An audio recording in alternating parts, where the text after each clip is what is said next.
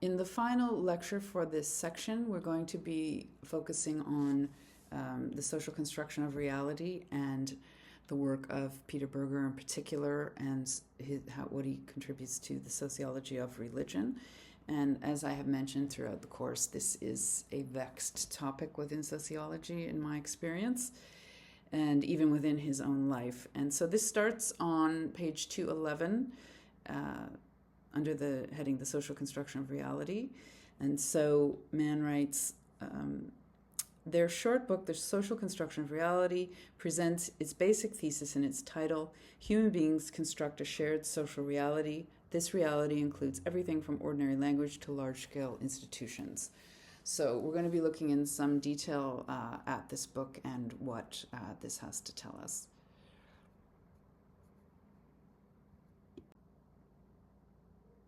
I realize this is a different language in the image on your right, but it's the only photo I could find of the two of them together. And so this book has been extremely influential within sociology, certainly within certain streams of sociology, because it focuses on culture and the fact that human institutions and reality are built by human beings through culture. It's not given to us. And so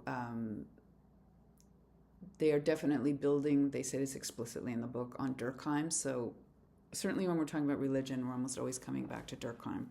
So like Durkheim, they're concerned with society as a whole. So they're less interested in the ways that perhaps Goffman is in the interpersonal. They're less interested in that and more about how human societies build up their ideas about reality. So as Mann says on 211, everyday life is governed by stocks of knowledge, including recipes that give us pragmatic competence in routine performances. So there is the overlap with the earlier thinkers that we've been talking about in this section. So for us to be able to function in our day-to-day life, we have to have these kind of shorthand patterns and routines that allow us to function. So Berger and Luckman write, the reality of everyday life is taken for granted as reality. It does not require additional verification over and above its simple presence. So this is obvious, but very few people think about it. I can use the example of The Wizard of Oz. This is where we're going behind the curtain. And the fact is that most people never do that, and they don't want to do that. It's too disturbing. And so that's why university is hard work, especially when we start looking at theory, because it's asking us to step back from our day-to-day common sense reality and ask questions like, how did this come to be? So I'll just give the example of a Canadian child. By the time you're fully conscious and functioning, say around 5, and the state decides you have to go to school, these institutions exist, and your parents, if they don't put you in school, will end up getting into legal trouble. And if you become ill, you are taken to another institution, which is the hospital. So you grow up within this reality within your family, but also within your larger community. And by the time you hit 15, 16, 17, this is, for most of us, just reality.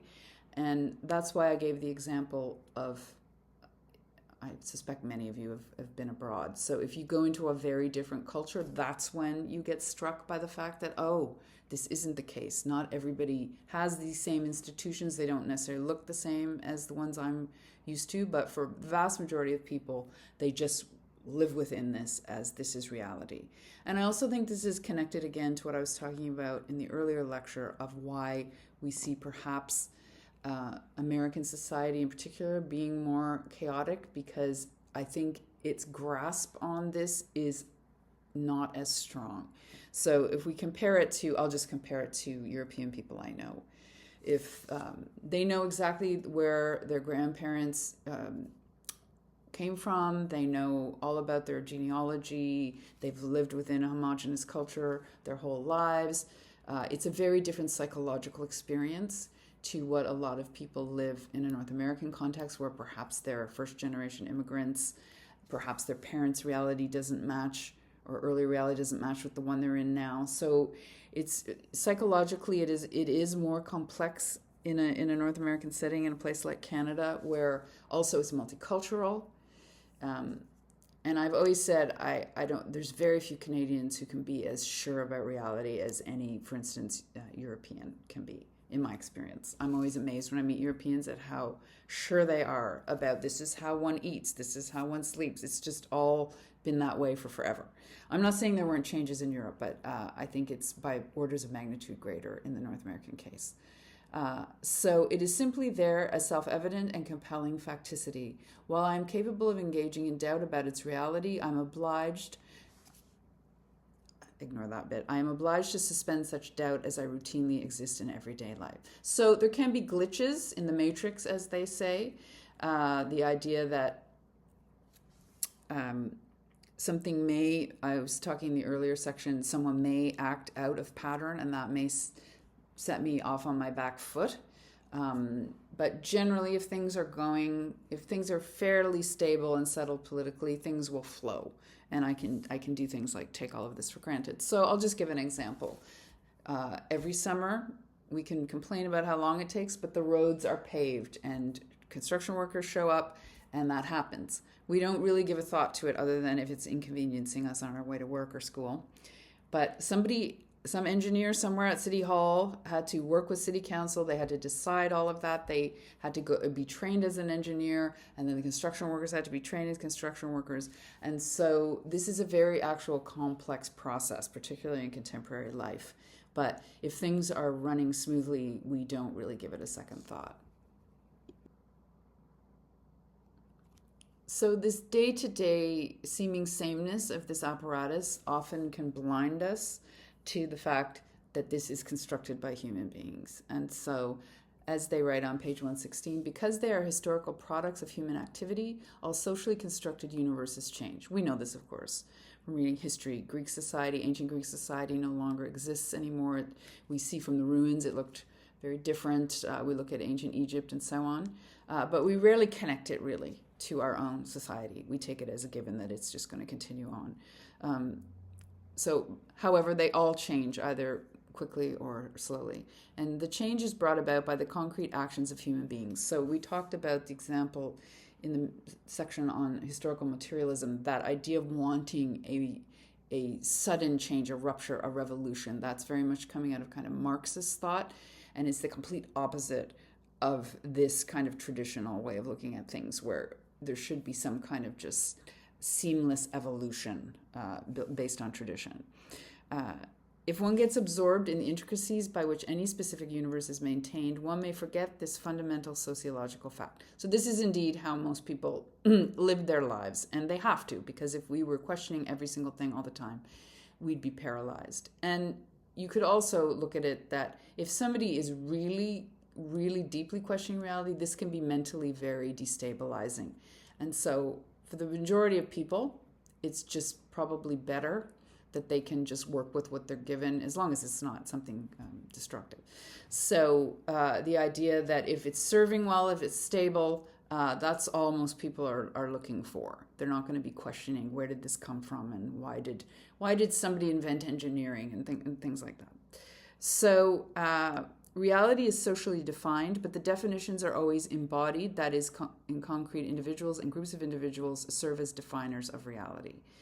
So again, if we're just being commonsensical, we think I already know the average person would be like, what are you talking about? Reality is reality. Well, it's not. It's not. And we know this from traveling, that reality varies given, and even within our own society, within subcultures, what constitutes reality. There's a certain amount of consensus we can come to, but not always.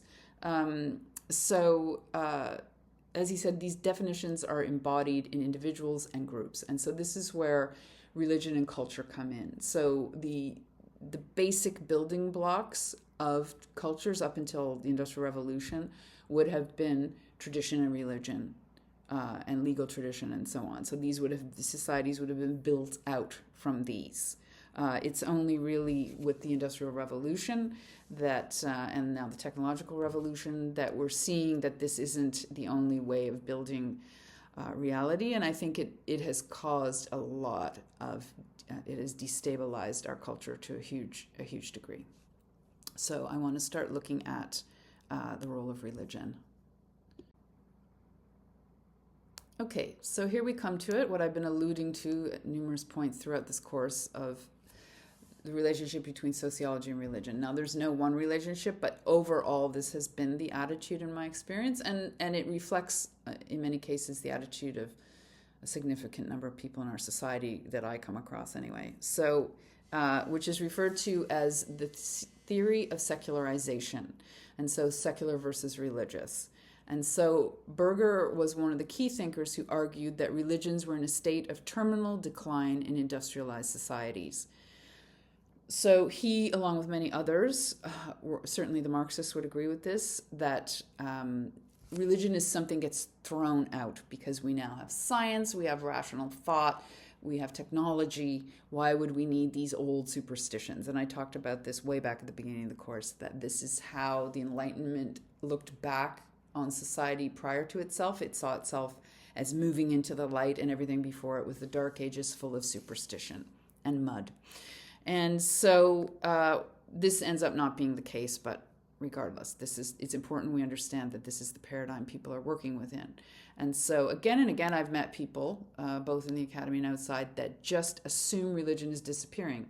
So Berger himself actually recanted and changed his mind, but this idea has been so influential that it's still, for many, many people, just what they believe. So I'll just give an example. In the Canadian case, there is some truth to it. Certainly, particularly in countries like England and France, we see a huge drop in religiosity in those places. But again, it's very complex. And so I'll just give the example of Finland, for instance.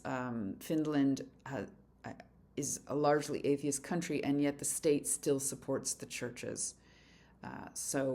That's a very complex relationship you're seeing there between church and state. And so I don't want to go too far afield. Let's just look at the Canadian case. We know from statistics that around 25 to 30% of Canadians are not religiously affiliated. Now, that is a complex issue, and I talk about this in my Intro to Religion course, that the fact that you don't say, I belong to this particular religion, doesn't mean you're not religious or spiritual. So this has to be taken apart quite carefully.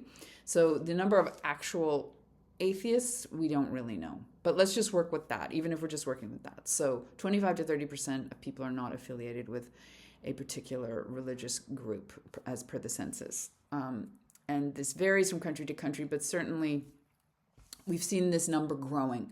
And in sociology, they're called the religious nons. So N-O-N-E-S, those who have no religion. And so this is seen as this kind of inexorable change. And when I ask my students, they often will agree with this. Yes, that's what they see around them. Is this in fact the case? So we need to look at this. So this was the central debate within sociology of religion in the 20th century. Is religion just going to disappear, particularly in the Western world, or everywhere as it quote unquote develops and becomes industrialized? So what actually happens is that Berger eventually recanted. He himself is described as a Protestant theologian. And in the wake of the continuing existence and even resurgence of religion around the world. And so one of the cases that's often kind of pointed out is the Iranian case. And this is just, current events are so horrifying, but in 1979, with the overthrow of the Shah of Iran, we see a Muslim return to a kind of Muslim-based nation state in Iran, and this is true in many places in the globe. So that was one example, but that was not the only example. Even within, if we look at the United States, where Berger was working, you see this huge resurgence of religion, often on the right-hand side of the spectrum. So things like evangelical, Pentecostal Christianity. Also a movement that's been called New Age religion that takes on board Eastern inflected practices like meditation and mindfulness and the occult and so on. So there are many ways that religion maintains itself even within a very industrialized and scientifically based society. Now, this is a moving target. As we can see in the United States, a lot of this is being questioned, and it's just too early to even try to analyze that right now. We're all just trying to survive it. But so I just want to look up until the last 10 years or so. So Berger sees this, and he's a good sociologist. He's going by the evidence, and he sees that in fact religion is not disappearing, and that there's even a resurgence of religion. And something that I've been watching with a lot of interest, and I'm going to attach a clip, is that there seems to be a movement in Gen Z back to organized religion. This does not surprise me as somebody who studies religion at all, but I think it's catching a lot of people off guard. And I've seen stories done on it both in the Canadian case and in the French case. So this is happening across kind of the Western world, and so this is it's changing and evolving. But it would appear that the way that I understand it is the baby boomer generation, in many cases, threw out organized religion. They might say they're spiritual, not religious, this kind of way of putting it. They didn't necessarily have their children baptized or participating in traditional rituals. Now, of course, in Canada, because we're multicultural, we're also multi-religious. And so many of the religions in Canada, people are still practicing them. So often when people are talking about secularization, they're talking just about Christianity, in my experience. So we're seeing in this case that the baby boomers threw out religion. The Gen X people, my generation, kind of some are religious, some aren't, and then a real decline in religion, and what we might see as a return. So I leave it up to you to think about what that means, or if you think that makes sense within your own life, or if you've witnessed that in people that you know. But we're definitely in the midst of some kind of religious change within our society right now. In 1967, Berger published The Sacred Canopy, which is one of the most influential and important books within the sociology of religion. You can see from the subtitle, Elements of a Sociological Theory of Religion, that it builds directly on Durkheim, but it's bringing with it ideas from the earlier thinkers I talked about in this section, such as taking symbolism seriously. And so he develops this idea of the sacred canopy. And this is important because it recognizes how religion really functions. And I talk about this a lot when I'm teaching religion, that people often think of religion as a belief that somebody holds in their head. I believe in God, or I don't believe in God, and then it's set up as a kind of opposition with atheism. But in fact, how people really live religion is not that. Very few people sit around thinking about what they believe. Only religious studies people do that. They just live their lives according to the values of their tradition. So it's embodied in community, it's embodied in ritual practice, it's involved in charitable practices. So it's not just an idea. So this is where we come to the part where this relates to his earlier work, where religion plays a very important part in world building in all the world's cultures. And so it creates a kind of canopy that he says that is overarching over a person's life. And you can, I think, see how this might contribute to a kind of a sense of psychological stability. And this is something in my first year religion class, I always use an article based on 30 years of research that shows that religious people are, on average, mentally and physically more healthy. And once you really look at it, it makes sense, because religions have a lot to say about the human body and taking care of the human body, and also respecting the bodies of other people. So there are all these elements that contribute to a kind of stable culture and society, and a sense of self as well. So it gives a sense of identity and meaning, which is very important to people. So an example I often use is the work of Trevor Ling, who's studied Buddhism, and he said that the world religions, the larger ones, are really civilizations. And I learned this idea so many years ago, but it's radical, because what he's getting at is, whether it's Islam or Hinduism or Christianity or Judaism, these were originally whole cultures. The religion influenced the legal system. It influenced ideas about gender. It influenced art.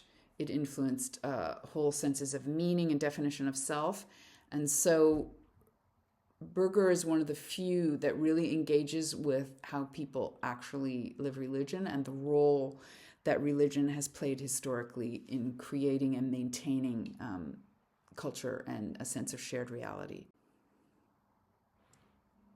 So in The Sacred Canopy, Berger writes, every human society is an enterprise in world building. Religion occupies a distinctive place in this enterprise.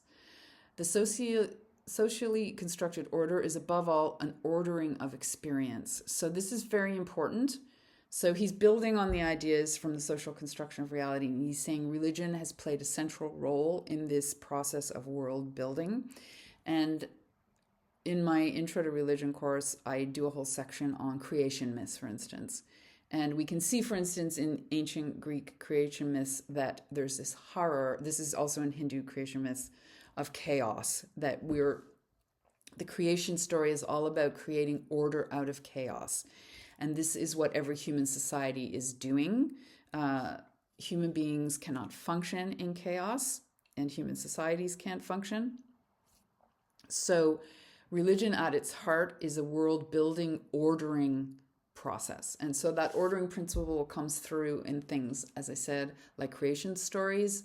So if we see with indigenous creation stories of the sky woman who falls from the sky and collaborates with the animals to create Turtle Island.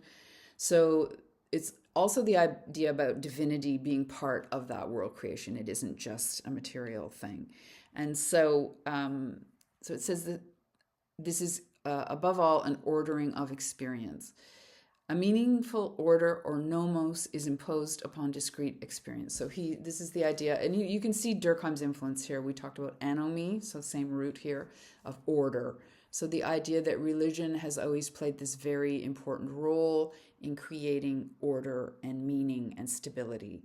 And so this is always the question, and this was certainly Durkheim's question. If you just take that away, what are you replacing it with? And you heard what I think about Nietzsche. So, and this remains a very important question. And I think it has to do with why we're seeing people returning to religion in certain cases. And so for this section, I'm going to be attaching a short video, and I used it in my intro class. Some of you may have seen it already, but it's the best depiction I have seen of somebody who's still living within that sacred canopy. And I think for a lot of people in contemporary Canada, they're not. They're like maybe partly in the canopy and partly outside or completely outside. And it makes complete sense that people are also highly anxious, because if you don't have a sense of order and meaning and purpose, we know this can lead to states of anomie. I think most of us agree with that. So so this person in the video, he's Catholic. It's the one I could find. And he's living a completely Catholic life in contemporary America. You can see his attitude to his family, his attitude to his work, his attitude to why he's alive.